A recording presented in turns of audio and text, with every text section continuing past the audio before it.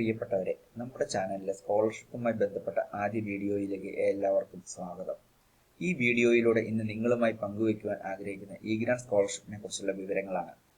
Grant സ്കോളർഷിപ്പിന്റെ ഏറ്റവും വലിയ പ്രത്യേകത എന്നത് അപേക്ഷിക്കുന്ന യോഗ്യരായ എല്ലാ വിദ്യാർത്ഥികൾക്കും കാറ്റഗറി വ്യത്യാസമില്ലാതെ വിദ്യാഭ്യാസ ആനുകൂല്യം ലഭിക്കുമെന്നതാണ്. ഇനി നമുക്ക് ഈ സ്കോളർഷിപ്പിന് അപേക്ഷിക്കുവാൻ അർഹരായ വിദ്യാർത്ഥികൾ ആരൊക്കെയെന്ന് നോക്കാം. ഗവൺമെന്റ് എയ്ഡഡ് വിദ്യാഭ്യാസ സ്ഥാപനങ്ങളിൽ higher secondary, VHSC, ITI, TTC, polytechnic diploma, ബിരുദം, ബിരുദാനന്തര ബിരുദം, എഞ്ചിനീയറിംഗ് എന്നീ കോഴ്സുകൾക്ക് പഠിക്കുന്ന എല്ലാ വിഭാഗത്തിലുമുള്ള വിദ്യാർത്ഥികൾക്കും ഗ്രാന്റ് സ്കോളർഷിപ്പിന് അപേക്ഷിക്കാവുന്നതാണ്.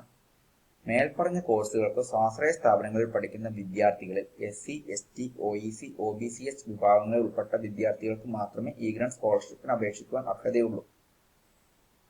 അതായത് സ്വാശ്രയ സ്ഥാപനങ്ങളിൽ പഠിക്കുന്ന OBC ജനറൽ വിഭാഗങ്ങളിൽ ഉൾപ്പെട്ട വിദ്യാർത്ഥികൾക്ക് ഗ്രാന്റ് അപേക്ഷിക്കുവാൻ അർഹത ഉണ്ടായിരിക്കുന്നതല്ല. ഓരോ കാറ്റഗറിയിലുമുള്ള വിദ്യാർത്ഥികൾക്ക് ലഭിക്കുന്ന ആനുകൂല്യങ്ങളിലും വ്യത്യാസം ഉണ്ടായിരിക്കുന്നതാണ്. കോളേജ് തലത്തിൽ OBC ജനറൽ കാറ്റഗറിയിൽ പഠിക്കുന്ന വിദ്യാർത്ഥികൾക്ക് tuition fees, special fees, exam fees എന്നിവ മാത്രമായിരിക്കും ആനുകൂല്യമായി ലഭിക്കുക. എന്നാൽ SC, ST, OEC, OBCH വിദ്യാർത്ഥികൾക്ക് ട്യൂഷൻ ഫീസ്, സ്പെഷ്യൽ ഫീസ്, പരീക്ഷാ ഫീസ് എന്നിവ ലഭിക്കുന്നതിന് പുറമെ ഓരോ അക്കാദമിക് വർഷവും ആദ്യം ലംസം ഗ്രാന്റ് ആയിട്ട് ഒരു തുകയും പിന്നീട് ഡേ സ്കോളറായ കുട്ടികൾക്ക് മാസം തോറും ഒരു സ്റ്റൈഫൻഡ് ആയിട്ട് ഒരു തുക ലഭിക്കുന്നതായിരിക്കും. ഹോസ്റ്റലായിട്ടുള്ള കുട്ടികൾക്ക് ഹോസ്റ്റൽ ആനുകൂല്യങ്ങളുടെ കൂടെ പോക്കറ്റ് മണി ആയിട്ടും ചെറിയൊരു തുക ലഭിക്കുന്നതായിരിക്കും. ഈ സ്കോളർഷിപ്പിന് അപേക്ഷിക്കുന്ന വിദ്യാർത്ഥികളുടെ കുടുംബ വാർഷിക വരുമാന പരിധിയും കൂടി നമുക്ക് നോക്കാം. SC, ST, OEC വിഭാഗങ്ങൾക്ക് വരുമാന പരിധി ഇല്ല. OBCH വിഭാഗത്തിൽ ഉൾപ്പെട്ട വിദ്യാർത്ഥികളുടെ കുടുംബ വാർഷിക വരുമാനം 6 ലക്ഷം രൂപയിലും OBC ജനറൽ വിഭാഗത്തിൽ ഉൾപ്പെട്ട വിദ്യാർത്ഥികളുടെ കുടുംബ വാർഷിക വരുമാനം 1 ലക്ഷം രൂപയിലും കൂടരുത് എന്നതും പ്രത്യേകം ശ്രദ്ധിക്കണം. ഇനി ഈ സ്കോളർഷിപ്പിന് എപ്പോഴാണ് അല്ലെങ്കിൽ എപ്പോഴൊക്കെ അപേക്ഷിക്കാം എന്ന് നോക്കാം. വിദ്യാഭ്യാസ സ്ഥാപനങ്ങളിൽ സ്ഥിര പ്രവേശനം നേടുന്ന സമയം മുതൽ ഗ്രാന്റ് സ്കോളർഷിപ്പിന് അപേക്ഷിക്കാം. അതുപോലെ തന്നെ ഈ സ്കോളർഷിപ്പിന് അപേക്ഷിക്കുവാൻ സമയപരിധി ഇല്ല എന്നതും ശ്രദ്ധേയമായ കാര്യമാണ്. അതായത് അവസാന തീയതി എന്നൊന്നില്ല. ആദ്യ വർഷം അപേക്ഷിക്കുവാൻ സാധിക്കാത്ത വിദ്യാർത്ഥികൾക്ക് അടുത്ത വർഷങ്ങളിൽ ഈ സ്കോളർഷിപ്പിന് അപേക്ഷിക്കാവുന്നതാണ്. അങ്ങനെ അപേക്ഷിക്കുന്ന വിദ്യാർത്ഥികൾ അപേക്ഷയോടും അനുബന്ധ രേഖകളോടുമൊപ്പം ജില്ലാ പട്ടികജാതി പട്ടികവർഗ ഓഫീസിലേക്ക് എന്തുകൊണ്ടാണ് കഴിഞ്ഞ വർഷം അപ്ലൈ ചെയ്യാത്തതെന്ന് കാരണം കാണിക്കുന്ന ഒരു ലെറ്ററും കൂടി വിദ്യാർത്ഥി സമർപ്പിക്കേണ്ടതാണ്. ഗ്രാന്റ് സ്കോളർഷിപ്പിനെ കുറിച്ച് അറിയാത്തത് കൊണ്ടോ എങ്ങനെ ഓൺലൈനായി അപേക്ഷിക്കുമെന്ന് അറിയാത്തത് കൊണ്ടോ അർഹതയുള്ള ഒരു വിദ്യാർത്ഥിക്ക് പോലും ഗ്രാന്റ് വിദ്യാഭ്യാസ ആനുകൂല്യം ലഭിക്കാതെ പോകരുത് എന്ന ആഗ്രഹത്തോടെയാണ് ഈ വീഡിയോ ചെയ്തിരിക്കുന്നത്. ഈ വീഡിയോ കണ്ട് ഇഷ്ടപ്പെട്ട, ഈ വീഡിയോ ഉപകാരപ്രദമാണെന്ന് തോന്നിയാൽ മറ്റുള്ളവരിലേക്കും ഈ വീഡിയോ ഷെയർ ചെയ്ത് എത്തിക്കുക. സ്കോളർഷിപ്പുമായി ബന്ധപ്പെട്ട് വരും ദിവസങ്ങളിൽ ഈ ചാനലിൽ ഷെയർ ചെയ്യുന്ന വീഡിയോകളും അവയുടെ നോട്ടിഫിക്കേഷനുകളും തത്സമയം ലഭിക്കുന്നതിനായി നിങ്ങൾ ഓരോരുത്തരും ഈ ചാനൽ സബ്സ്ക്രൈബ് ചെയ്ത് ബെൽ ബട്ടൺ അമർത്തി നോട്ടിഫിക്കേഷൻ ഓൾ എന്ന് സെറ്റ് ചെയ്യുക. അപേക്ഷ ഓൺലൈനായി എങ്ങനെ സമർപ്പിക്കാം എന്ന് വിശദമായി നോക്കുന്നതിന് മുന്നേ അപേക്ഷ ഓൺലൈനായി സമർപ്പിക്കുവാൻ അക്ഷയയിൽ പോകുമ്പോൾ നിർബന്ധമായും കൈവശം കരുതേണ്ട രേഖകൾ എന്തൊക്കെയെന്ന് നോക്കാം. ഒരു passport size photo, Aadhaar card, SSLC book, അവസാനം പാസ്സായ പരീക്ഷയുടെ സർട്ടിഫിക്കറ്റ്, അലോട്ട്മെന്റ് മെമ്മോ, ജാതി സർട്ടിഫിക്കറ്റ്, വരുമാന സർട്ടിഫിക്കറ്റ്, പാസ്ബുക്കിന്റെ ആദ്യ പേജ്, ഹോസ്റ്റൽ സർട്ടിഫിക്കറ്റ് എന്നിവ കരുതിയിരിക്കണം. ആധാർ കാർഡ് ഒഴികെ മേൽപ്പറഞ്ഞ രേഖകളെല്ലാം അപ്ലോഡ് ചെയ്യേണ്ടതാണ്. ഫോട്ടോ മാത്രം JPG ഫോർമാറ്റിലും ബാക്കി എല്ലാ രേഖകളും PDF ഫോർമാറ്റിലും അപ്ലോഡ് ചെയ്യുവാൻ ശ്രദ്ധിക്കുക. അലോട്ട്മെന്റ് മെമ്മോ ഒരു വിദ്യാർത്ഥിക്ക് അഡ്മിഷൻ ലഭിച്ചത് മെറിറ്റ് അടിസ്ഥാനത്തിലാണെന്ന് തെളിയിക്കുന്നതിന് വേണ്ടിയാണ് അലോട്ട്മെന്റ് മെമ്മോ അപ്ലോഡ് ചെയ്യേണ്ടത്. യൂണിവേഴ്സിറ്റിയിൽ നിന്നോ സർക്കാർ അംഗീകൃത ഏജൻസിയിൽ നിന്നോ ലഭിക്കുന്ന അലോട്ട്മെന്റ് മെമ്മോയാണ് മെറിറ്റ് അടിസ്ഥാനത്തിലാണ് അഡ്മിഷൻ ലഭിച്ചതെന്ന് തെളിയിക്കുന്നതിന് വേണ്ടി അപ്ലോഡ് ചെയ്യേണ്ടത്. അല്ലാതെ സ്ഥാപനം നൽകുന്ന അഡ്മിഷൻ കാർഡോ ലെറ്ററോ ഒന്നും അപ്ലോഡ് ചെയ്താൽ പോരാ. അതുപോലെ അപ്ലോഡ് ചെയ്യുന്ന ജാതി സർട്ടിഫിക്കറ്റിന്റെയും വരുമാന സർട്ടിഫിക്കറ്റിന്റെയും ഒറിജിനൽ സ്കാൻ ചെയ്ത് വേണം അപ്ലോഡ് ചെയ്യേണ്ടത്. കോപ്പി സ്കാൻ ചെയ്ത് അപ്ലോഡ് ചെയ്യരുത്. ഹോസ്റ്റൽ സർട്ടിഫിക്കറ്റ് ഹോസ്റ്റലേഴ്സ് ആയ SC, ST, OEC, OBCH വിഭാഗത്തിലുള്ള വിദ്യാർത്ഥികൾക്ക് മാത്രം ബാധകമാണ്. അല്ലാത്തവർക്ക് ഹോസ്റ്റലിലാണെങ്കിലും ആനുകൂല്യങ്ങളൊന്നും ലഭിക്കുന്നതല്ല. അതിന് ഹോസ്റ്റൽ സർട്ടിഫിക്കറ്റ് അപ്ലോഡ് ചെയ്യേണ്ട കാര്യമില്ല. ഇനി അപേക്ഷ എങ്ങനെ ഓൺലൈനായി സമർപ്പിക്കാം എന്ന് നോക്കാം. ഗ്രാന്റ് 3.0 എന്ന സൈറ്റിലൂടെയാണ് നമ്മൾ അപേക്ഷ ഓൺലൈനായി സമർപ്പിക്കേണ്ടത്. ബ്രൗസറിൽ www www.egrants.kerala.gov.in എന്ന് എൻ്റർ ചെയ്ത് കഴിയുമ്പോൾ നമുക്ക് ഇഗ്രാൻസ് 3.0 എന്ന സൈറ്റ് ഓപ്പൺ ആകും. ഇവിടെ 4 ടാബുകളാണ് പ്രധാനമായിട്ടും ഉള്ളത്. One time registration, student login, track application, official login. One time registration ടാബിന്റെ ഉപയോഗം ആദ്യമായി ഇഗ്രാൻസിന് അപേക്ഷിക്കുന്ന വിദ്യാർത്ഥികൾ വൺ ടൈം രജിസ്ട്രേഷൻ എന്ന ടാബിൽ ക്ലിക്ക് ചെയ്ത് വൺ ടൈം രജിസ്ട്രേഷൻ നടത്തുക. വൺ ടൈം രജിസ്ട്രേഷൻ എങ്ങനെയാണ് നടത്തുന്നതെന്ന് നമുക്ക് നോക്കാം. വൺ ടൈം രജിസ്ട്രേഷൻ ടാബിൽ ക്ലിക്ക് ചെയ്യുമ്പോൾ നമുക്ക് ഇങ്ങനെയൊരു വിൻഡോ കാണാൻ സാധിക്കും. അതിൽ ആധാർ നമ്പർ ഉള്ളതുപോലെ തന്നെ വിദ്യാർത്ഥിയുടെ പേരും എൻ്റർ ചെയ്ത് വാലിഡേറ്റ് ആധാർ എന്ന ടാബിൽ ക്ലിക്ക് ചെയ്യുക. അപ്പോൾ നമുക്ക് അടുത്ത ഒരു സ്ക്രീൻ ലഭിക്കുന്നതായിരിക്കും. അതിൽ മൊബൈൽ നമ്പർ, ജനനത്തീയതി, ഇമെയിൽ വിലാസം, പാസ്വേഡ് കൺഫേം ചെയ്യുക. ഇങ്ങനെ 5 ടാബുകളാണുള്ളത്. അതിൽ മൊബൈൽ നമ്പറും ജനനത്തീയതിയും ഇമെയിൽ വിലാസവും കറക്റ്റായി നൽകുക. ഒരു കാര്യം പ്രത്യേകം ഓർമ്മിക്കുക, മൊബൈൽ നമ്പർ കൊടുക്കുമ്പോൾ സ്ഥിരമായി ഉപയോഗിക്കുന്ന മൊബൈൽ നമ്പർ വേണം കൊടുക്കുവാൻ. ഭാവിയിൽ സ്കോളർഷിപ്പ് സംബന്ധമായ സന്ദേശങ്ങളും OTPയും ഒക്കെ വരുന്നത് ഈ മൊബൈൽ നമ്പറിലേക്കായിരിക്കും. ഉദാഹരണത്തിന് പ്രൊഫൈൽ പാസ്വേഡ് മറന്നുപോയി പാസ്വേഡ് റീസെറ്റ് ചെയ്യേണ്ടി വന്നാൽ OTP വരുന്നത് ഈ രജിസ്റ്റേർഡ് മൊബൈൽ നമ്പറിലേക്കായിരിക്കും. അതിനാൽ രജിസ്റ്റേർഡ് മൊബൈൽ നമ്പർ എപ്പോഴും സുരക്ഷിതമായി ഉപയോഗിക്കുക, സിം കട്ടാവാതെ ഒക്കെ. പിന്നെ പാസ്വേഡ് സെറ്റ് ചെയ്യുമ്പോൾ ശ്രദ്ധിക്കേണ്ട കാര്യങ്ങൾ: പാസ്വേഡ് മിനിമം 8 ക്യാരക്ടർ ഉണ്ടായിരിക്കണം. അവയിൽ ഒരു ക്യാപിറ്റൽ ലെറ്റർ, ഒരു സ്മോൾ ലെറ്റർ, ഒരു സ്പെഷ്യൽ ക്യാരക്ടർ, ഒരു നമ്പർ എന്നിവയും ഉണ്ടായിരിക്കണം. ഇങ്ങനെയുള്ള ഒരു പാസ്വേഡും സെറ്റ് ചെയ്തതിനു ശേഷം രജിസ്റ്റർ എന്ന ബട്ടണിൽ നമ്മൾ ക്ലിക്ക് ചെയ്യുക. അപ്പോൾ നമ്മൾ ആദ്യത്തെ സ്ക്രീനിലേക്ക് തന്നെ വീണ്ടും തിരിച്ച് എത്തുന്നതായിരിക്കും. ഇവിടെ സ്റ്റുഡന്റ് ലോഗിൻ എന്ന ബട്ടൺ ക്ലിക്ക് ചെയ്യുക. അപ്പോൾ നമുക്ക് ഒരു ഇമെയിൽ അഡ്രസ് അല്ലെങ്കിൽ ആധാർ നമ്പർ, അതാണ് നമ്മൾ യൂസർ നെയിം ആയിട്ട് സെറ്റ് ചെയ്യുന്നത്. നമ്മുടെ ഇഗ്രാൻസിന്റെ യൂസർ നെയിം എപ്പോഴും തന്നെ ഇമെയിൽ അഡ്രസ്സോ ആധാർ നമ്പറോ ആയിരിക്കും. പാസ്വേഡ് മാത്രമാണ് നമ്മൾ ഇഷ്ടമുള്ളത് കൊടുത്ത് സെറ്റ് ചെയ്യുന്നത്. സ്റ്റുഡന്റ് ഇപ്പോൾ വൺ ടൈം രജിസ്ട്രേഷൻ ചെയ്ത വിദ്യാർത്ഥികൾ ഇപ്പോൾ ലഭിച്ച പാസ്വേഡും ആധാർ നമ്പറും കൊടുത്ത് ലോഗിൻ ചെയ്യുക. മുൻകാലങ്ങളിൽ ഇഗ്രാൻസ് ലഭിച്ചുകൊണ്ടിരുന്ന കുട്ടികൾ ആധാർ നമ്പറും അവരുടെ പാസ്വേഡും കൊടുത്ത് ലോഗിൻ ചെയ്യുക. സൈൻ ഇൻ ചെയ്ത് കഴിയുമ്പോൾ നമുക്ക് അടുത്ത ഒരു വിൻഡോ കിട്ടുന്നതായിരിക്കും. ഇവിടെ മുൻകാലങ്ങളിൽ ഇഗ്രാൻസ് ലഭിച്ചുകൊണ്ടിരുന്ന കുട്ടികളാണെങ്കിൽ അവരുടെ ബേസിക് ഡീറ്റെയിൽസ് ഒക്കെ സൈറ്റിൽ ഓൾറെഡി സേവ്ഡ് ആയിരിക്കും.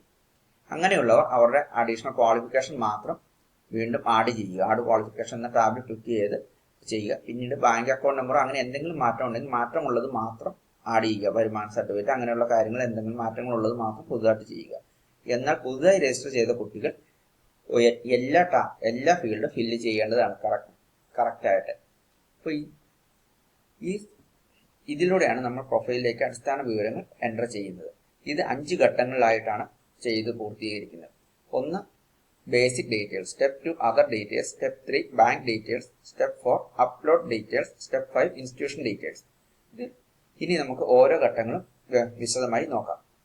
ഫസ്റ്റ് ബേസിക് ഡീറ്റെയിൽസിനകത്ത് വിദ്യാർത്ഥിയുടെ പേര്, Aadhaar number, gender, date of birth, category. ഇതിൽ ആധാർ നമ്പറും വിദ്യാർത്ഥിയുടെ പേരും ഒക്കെ ഓട്ടോമാറ്റിക്കായിട്ട് വരും. നമ്മൾ ആദ്യം സേവ് ചെയ്തിരിക്കുന്നതാണ്, അതിനാൽ അതൊക്കെ വരും. ഇനി കാറ്റഗറി നമ്മൾ സെലക്ട് ചെയ്ത് കൊടുക്കണം. ജനനത്തീയതി വരെ ഉള്ളത് എല്ലാം വരും. കാറ്റഗറി സെലക്ട് ചെയ്ത് കൊടുത്തിട്ട് അത് പ്രൂവ് ചെയ്യുന്നതിനായി നമ്മൾ ജാതി സർട്ടിഫിക്കറ്റ് PDF ഫോർമാറ്റിലാക്കി 100 KB താഴെ സൈസ് നമ്മൾ അപ്ലോഡ് ചെയ്യേണ്ടതാണ്. അതിനുശേഷം നമ്മൾ അതിൻ്റെ താഴെ ഉള്ള ജില്ല, വില്ലേജ് അങ്ങനെയുള്ള കാര്യങ്ങളെല്ലാം കറക്റ്റായിട്ട് ഫില്ല് ചെയ്യുക. പിന്നെ പ്രധാനമായിട്ട് ഈ ബേസിക് ഡീറ്റെയിൽസ് ശ്രദ്ധിക്കേണ്ട കാര്യം, വിദ്യാർത്ഥി ഡേ സ്കോളർ ആണോ എന്ന് ചോദിക്കുന്നുണ്ട്. അത് കറക്റ്റായിട്ട് കൊടുക്കുക. കാരണം SC, ST, OEC, OBCH വിഭാഗങ്ങളുള്ള വിദ്യാർത്ഥികൾക്ക് ഹോസ്റ്റൽ ആനുകൂല്യം ലഭ്യമാകുന്നതാണ്.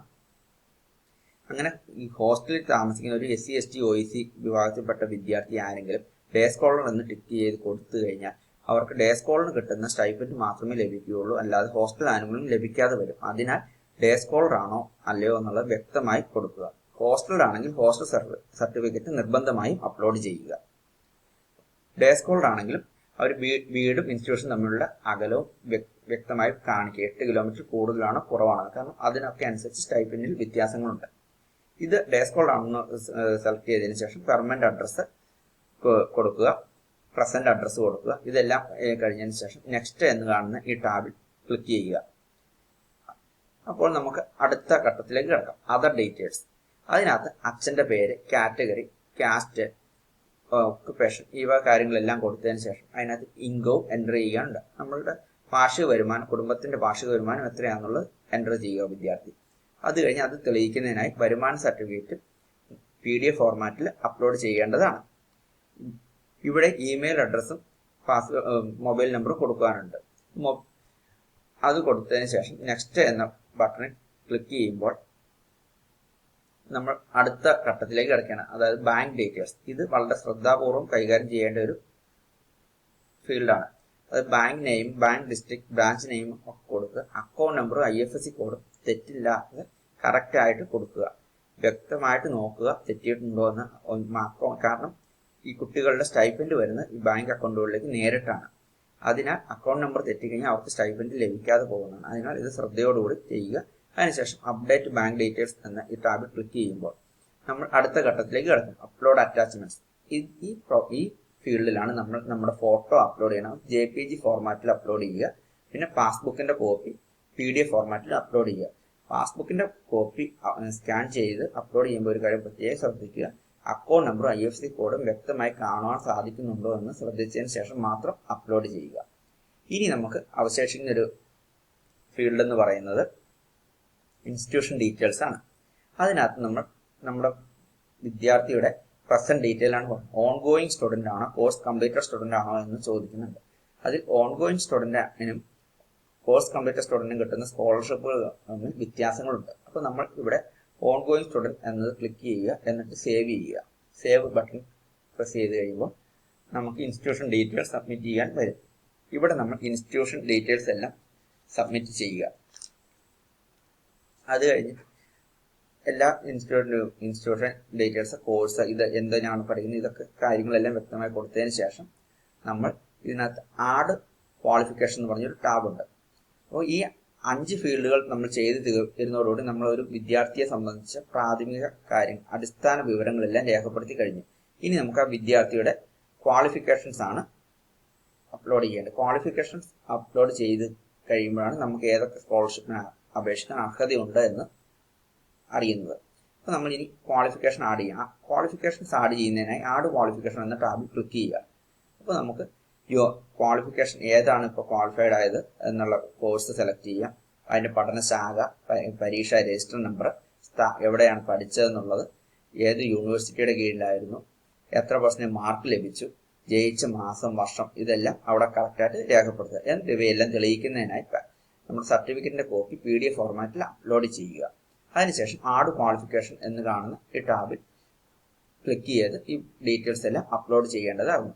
ഇതോടുകൂടി നമ്മുടെ പ്രൊഫൈലിലെ ഒരു വിദ്യാർത്ഥിയെ സംബന്ധിച്ച വിവരങ്ങൾ മുഴുവൻ രേഖപ്പെടുത്തി കഴിഞ്ഞു എന്ന് നമുക്ക് തീരുമാനിക്കാം.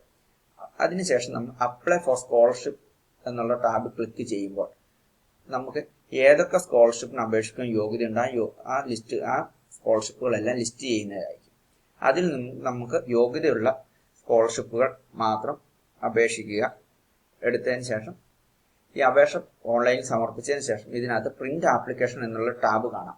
ആ പ്രിന്റ് ആപ്ലിക്കേഷൻ ക്ലിക്ക് ചെയ്ത് കഴിയുമ്പോൾ നമുക്ക് അപേക്ഷയുടെ പ്രിന്റ് ഔട്ട് ലഭിക്കുന്നതായിരിക്കും.